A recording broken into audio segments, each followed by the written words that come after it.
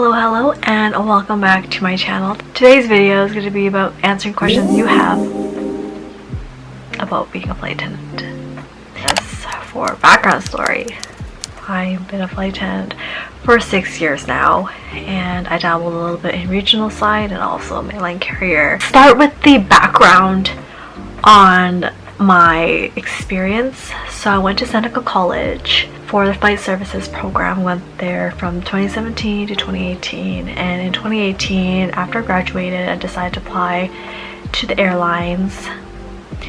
I applied to two different airlines. I applied to the one that I worked for the regional side, and also applied to a different one that was pretty much regional also.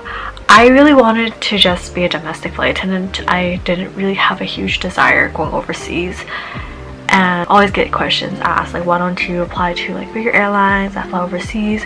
I don't have a huge burning passion for that kind of flying, so I am pretty happy with the decision that I made.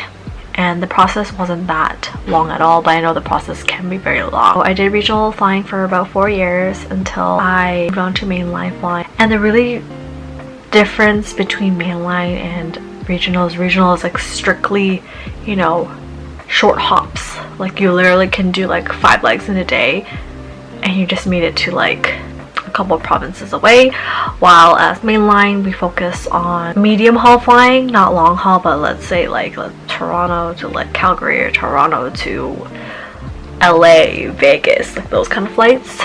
Having both of the experiences definitely like teaches you a lot. I do prefer the life that I have now than I did before, because I feel like I had to fly way much more and it's more work compared to what I'm doing now. The story, and I have been flying ever since. I'm still flying now. Start with I have compiled 20 questions that I'm going to be answering that people kind of asked here and there, but I'm going to just answer it once and for all. I have the questions on my phone over here, so we're going to start. Number 1 is, how do you become a flight attendant? You just have to apply. So what I did is, the misconception that a lot of people have is that you need to go to school to be a flight attendant. You don't. You do not need to go to school to be a flight attendant. You don't need to go to a specialized program to be a flight attendant. The reason why I did is because, well, my mom really wanted me to go to school for something, so that was part of the reason why I went to the program. But also too is I was not mentally, emotionally prepared to be a flight attendant. Like, I am a really shy person. Still working on it in real life, but I am talking to the camera. I've never imagined myself to be a flight attendant, because flight attendant has to deal with people, you have to deal with certain scenarios, you have to deal with customers, it's customer service.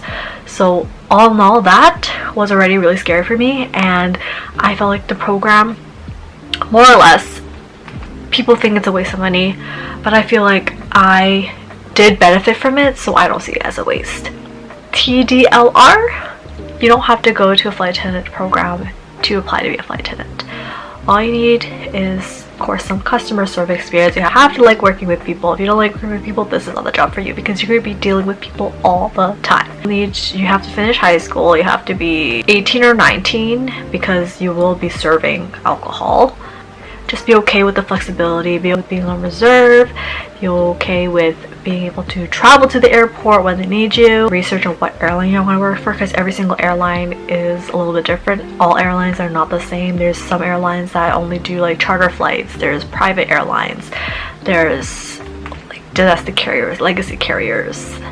If you plan on like actually traveling as a flight attendant, like you want to travel, go for the legacy carriers, because they fly everywhere.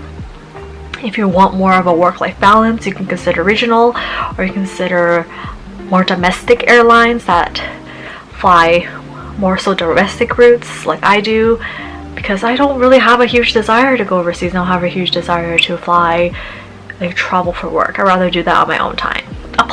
Apply for it. If there's a position opening, you just do a quick search of like airlines are hiring, or airlines are hiring. If you're in Canada, airlines hiring in Canada, or airlines hiring in the US, and then it will pop up.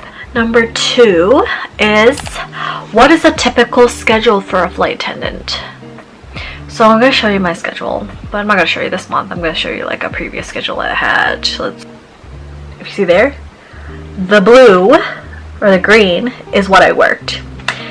The other stuff I didn't work. So I worked 3 pairings last month because I have vacation, like paid vacation. But anyways, my months could look like that, and it's nice, but your pay isn't going to be that great. But the thing is about being a flight attendant, we get a minimum hours guaranteed. Like, let's say if that's the schedule they give you and you don't change it, you don't drop it or anything, that's, you get paid your minimum hours. Once you start dropping things is when your pay starts to change, and that's why they say the pay for a flight attendant is not the same every month. Or in the salary can fluctuate depending if you drop all your trips, or if you pick up a lot, then your salary fluctuates. That's why it's like kind of hard to tell, like, how much do flight attendants really make. It really depends how little or much you work. Okay, I worked more in March than I did in April. Okay, so my March looked like that. Okay, so we get minimum 12 days off. Regulate your schedule to the way you want it to, which I really like, because I could work like 5 days straight if I wanted to and then be off for a week, or I can choose to work like once, twice a week. It really depends on your lifestyle. So I really like that, the work-life balance. The reason why I get a lot of questions, like the reason why I'm still even working in airline is because of the flexibility. Like 9 to 5 will not give me this kind of flexibility, but also the pay is drastically different. We have a bidding system, so you can kind of bid of what you want. You could bid like how many days you want to work, let's say 1 to 5 days. If you have a very specific, you can bid going to specific destinations, specific check-in check-out times, specific layovers. I think, well, destinations like where you land, layovers is like where you stay. Have like pairing attributes you can bid, and kind of, it's not guaranteed you'll get it all, but it's also seniority bidding. So the more senior you are, the more likely you are to get things you want. Me being junior, I literally just bid days off and I just wish for the best. And for the most part, I get my days off. Not all of them, but majority of them. 3 is, do flight attendants get to choose their routes? Yes and no. Depends on seniority. On my airline, depends on seniority. There are some routes that I know I will not be able to hold, like high credit 1 days. I will not hold high credit 1 days, means like the flight time is like 5 or more hours. Those ones I like to pick up because I will never be able to get those on my own. And trade your schedule to get the routes that you want, but you really have to be senior to hold certain routes, because some routes are junior, some routes are senior. And like again, I said with bidding, you can try to pick where you want to go, pick how your schedule looks like. That's not guaranteed, but it doesn't hurt to do it, but you just don't want to like outbid yourself. If you know for sure that you will not be able to hold a route, I wouldn't even waste my time. So for example, at my airline, we just started flying to Europe again. I will not even try to bid for Europe because I know I won't get it, because you can see like the employee numbers. You can see how senior they are, and those are the people that are getting it, so there's no point in wasting your bid to get a route that you know you're probably not gonna get. 4, this could be a very long video. How much do flight attendants get paid? So I am going to insert starting wage of like the flight attendant industry here. This is just like common information. You can just search this up online, so that's like where it starts. I think it's like very high depending on airlines, because I know especially like US airlines are getting money. I think it's a lot, but it's actually not a lot, because flight attendants don't get paid for every single hour that they work. And most airlines like $27, $28, $27 to like $30. You're not getting paid every single hour. We get paid by the hour, but we don't get paid by every hour we work, if that makes sense. We usually get paid by flight time, they call it, or we get a minimum hour guarantee each day. So let's say it's 4 hours. If you fly for less than 4 hours, let's say your total flying time for the day is 3 hours, you get paid the 4 hours. So let's say if you fly for 10 hours that day, you get either your minimum or you get your more, because that's how much you worked. So you get paid 10 hours instead of the 4. That includes flying time, but let's talk about duty time. So let's say if you're flying a 10-hour duty day, your duty day is probably gonna be like 13 hours. So you fly for 10, you work for 13, you don't get paid for 13, you get paid for 10. Welcome to aviation. 5, what are the main responsibilities of a flight attendant? So Flight attendant is there for the safety and security of passengers, aircraft, everybody on board. And service comes second. Service comes second. And that is a North American standard, I think. That's what has been always ingrained into me. I know other airlines, like in Asia, they're more service related. But for us, like I flew Asian Airlines, and I noticed a drastic difference in the way that they operate. But in North America, it is safety. We're there to make sure that everyone gets to their destination safely. Takeoff, landing are the most critical phases of flight, which is why we make sure, you know, your seat backs are upright, your tray table's up, everything's under the seat. You don't have things blocking the seat belt, because those are the critical phases of flight and anything could happen between then. I know people don't really think about it because I guess you don't want to think about a plane crash when you're going on vacation. But that's on our mind as a flight attendant, especially those sitting in the emergency exit. You have to make sure that you have no loose items at all, because emergencies can happen on the ground. They don't just happen in the air, they happen on the ground, and we have to use those exits, and those are available exits that need to be cleared. So on the ground, those things can happen.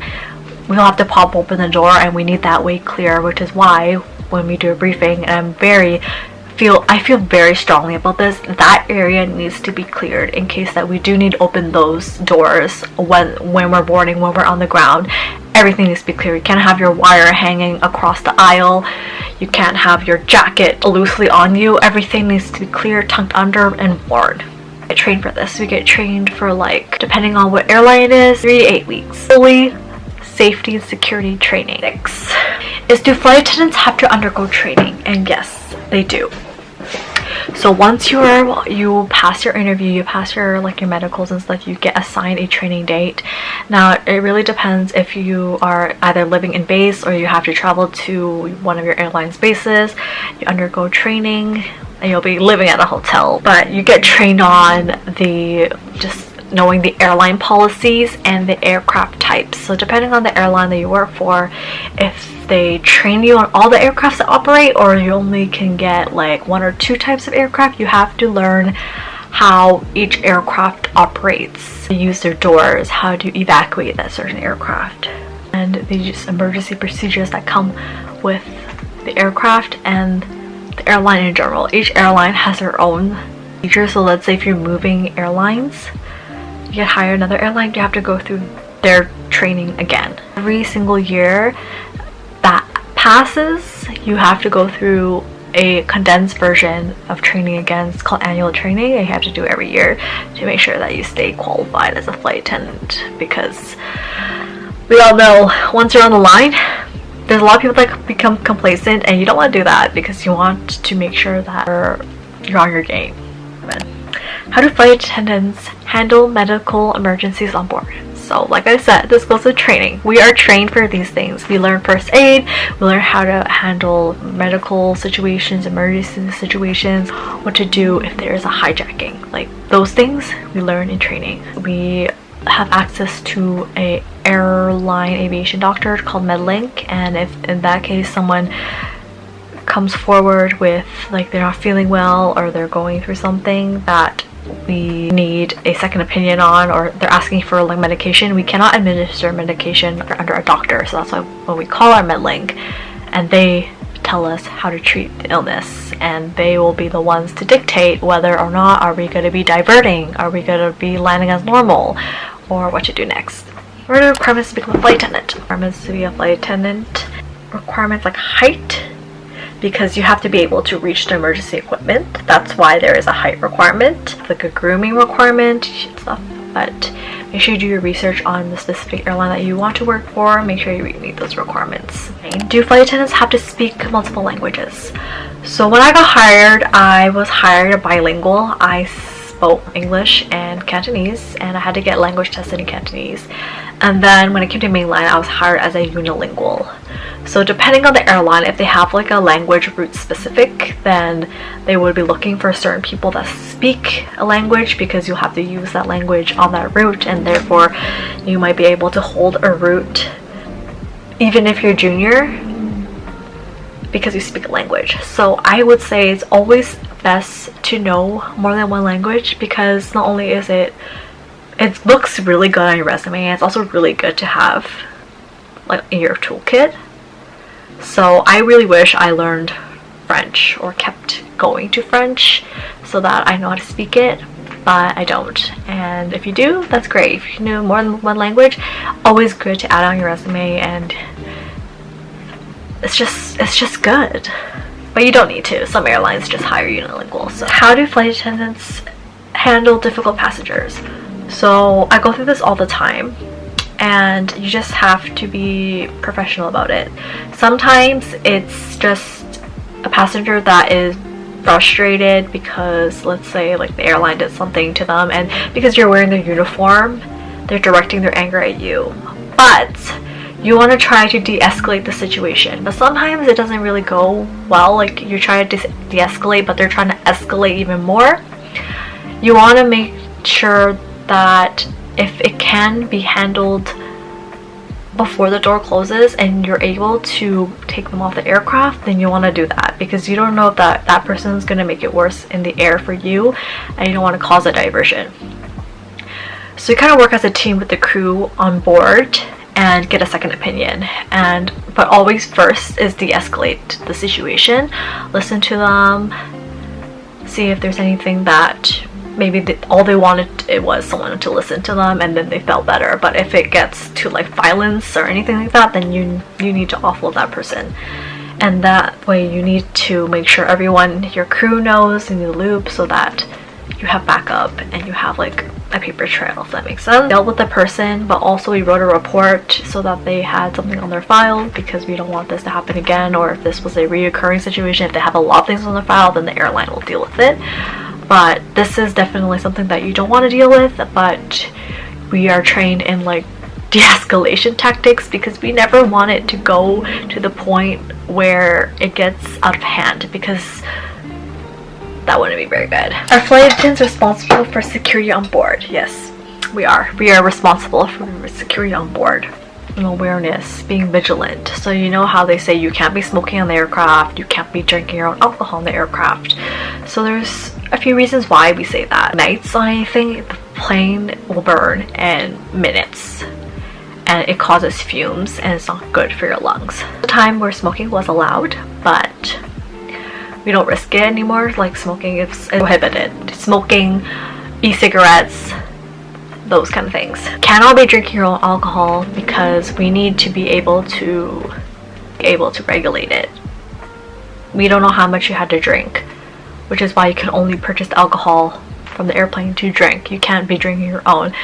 And if we catch someone drinking their own, we take it and we have to dump it. We can't be like, oh, you can't drink it anymore, like you can put it back. No, we have to take the alcohol and we have to dump it out. 12 is, what kind of benefits do flight attendants receive? So we receive like the usual health benefits, but everyone is excited about the flight benefit. Fly for free. People say we fly for free, but it comes at a cost. So it's gonna be standby, means you don't have a guaranteed seat. You have to wait for a seat on a flight. There are times where the flight's oversold, especially if you're flying during like a busy time, or just in general, you have to wait for a seat. You're not guaranteed a seat, and you're usually the last one on, and it's always like so anxiety inducing flying standby, especially if you're flying like with a partner or like a family. If you're flying by yourself, it's okay, but still it's very anxious, like you're the last one on. I mean, they say you're paying $0, but you pay airport taxes, and airport taxes, especially in Canada, they're very high. The airlines that give like free passes or whatever, but I would say it's nice to have. Like, I definitely wouldn't have been able to travel as much as I did without my benefits, but it's coming to the point where I'm trying to save money, and I feel like I have to work.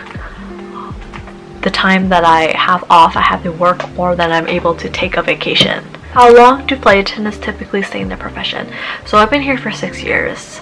I know there's some people that don't even last a year, some people that have been here for 10, some people that have been almost for 30. It really depends, I think, on your lifestyle and what you're looking for in life.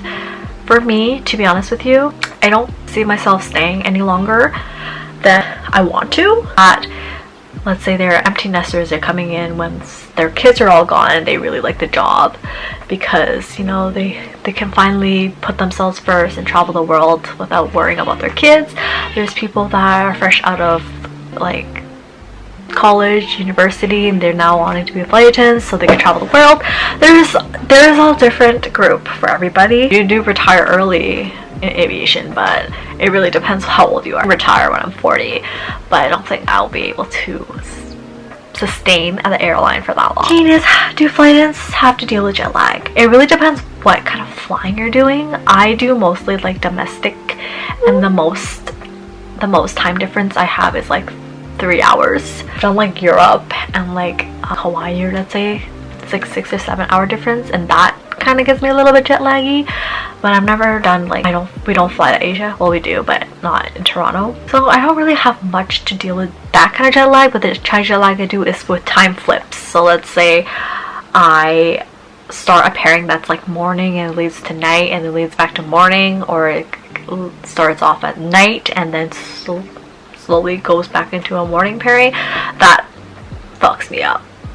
Or red eyes fuck me up. It takes me like 2 days to recover. 15. Can flight attendants refuse service to passengers? It depends on the situation. What service? Like refusing to give someone water, or refusing to give some food, or just refusing to serve them? Because I have refused to serve someone before because they were being blatantly rude to me and they were aggravated. So I stepped away from the situation, told my colleague, this was during service, told my colleague about it, and then my colleague finished the service for me. But it really depends on the situation. It's like any other job, you can refuse dangerous work, and I felt like I was in danger. Are flight attendants allowed to date passengers? I can't really speak on this because I've never had the situation, but I would think yes. How do flight attendants handle turbulence? So honestly, I find turbulence pretty fun, but I don't mess around with turbulence. If we are getting an unexpected turbulence called, I am finding a seat for myself, and I am gonna be making sure that people know that they're supposed to be sitting. And the issue that we're struggling a lot with is people that use the washroom during turbulence. If you can't stand still, if you're on the armrests going to the washroom, then you know you should be sitting. But then again, you cannot refuse people going to the washroom because human rights. How do I handle it? I sit down, buckle myself in, and then enjoy the ride. I just think about it, people that are afraid of turbulence, people said think of it as jello. Because gravity is holding the plane, your plane cannot just can't fall out of the sky. There's gravity mechanics of an airplane. It keeps the plane still. Like, the pilots have control. Sometimes you might feel like the plane is out of control, but it's not. The plane ain't going down right away just because of turbulence. You might feel a little bit crazy, that's why you gotta strap yourself in. The challenges of being a flight attendant. The challenge is definitely the pay. The pay is a struggle, especially when you first start, and in this economy, being away from home all the time is a challenge.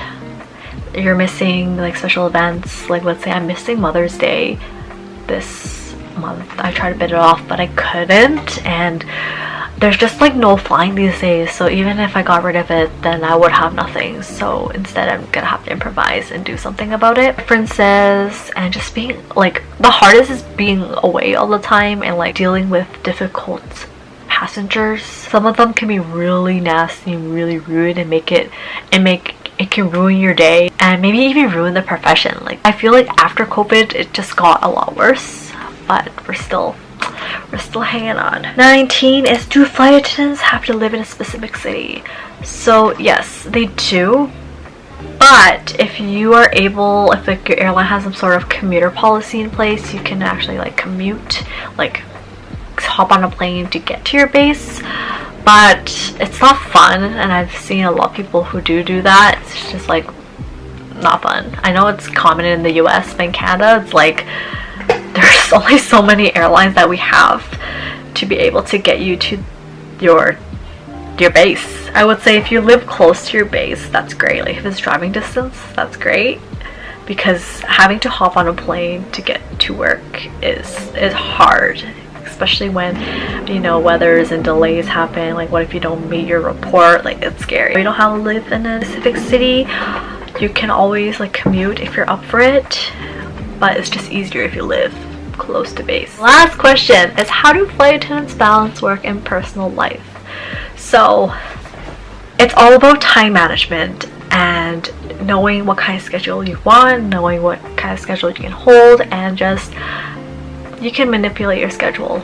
You can, I know some people that don't change their schedule at all, they work what they're given, but for me, if I need something to work out, I will change it.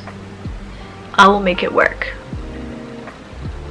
So I hope you enjoyed this video. It was a really long one, and any more questions about being a flight attendant, I'll try to answer them down below, or I may even make a new video. I do post daily on TikTok and on Instagram more than I do on YouTube, so make sure you follow me on those. Thank you so much for watching, and I hope you enjoyed this video, and I will see you guys in my next one.